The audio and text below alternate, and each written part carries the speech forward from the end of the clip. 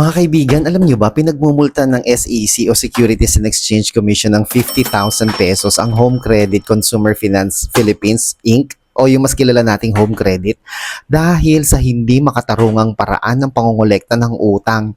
Alam niyo ba, ayon sa SEC, nagsagawa ang kumpanya ng koleksyon sa pamamagitan ng mga taong hindi naman nakasaad bilang guarantor o co-maker sa loan.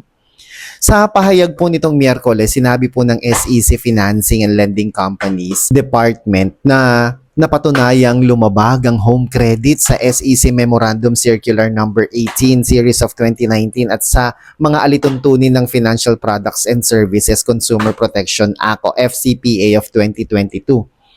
Nag-ugat ang kaso sa reklamo ng isang borrower na nagsabing ginamit ng home credit ang isang third-party residence na tinitirhan ng mga individual na hindi kasama sa loan agreement bilang lugar ng koleksyon.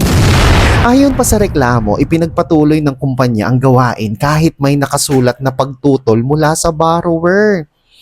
Sa kautusan po ng SEC, binigyan diin na ang paggamit ng third-party residence bilang collection venue ay nagdudulot ng malaking panganib na ang pagkakautang, kalagayang pinansyal ng borrower o ang pagiging delinquent ay malalaman ng mga taong walang legal na interes sa transaksyon. Dagdag pa nito, ang ganitong exposure ang mismong pinipigilan ng FCPA, MC18 at MC5. Nakasaad din po sa order na ang kabuuang ebidensya ay nagpapakita na ang home credit sa ilalim ng kunwaring pagpapatupad ng obligasyon ay lumabag sa malinaw at hindi maaaring i-waive na hangganan ng batas sa paraan ng pangongolekta ng utang. Bukod sa multa, inatasan din po ng SEC ang kumpanya na repasuhin at baguhin ang kanilang collection policies at magsumite ng compliance report sa kanilang ahensya sa SEC. Meron ka bang ganyang experience sa home credit kung saan naranasan mo din yung naranasan niya?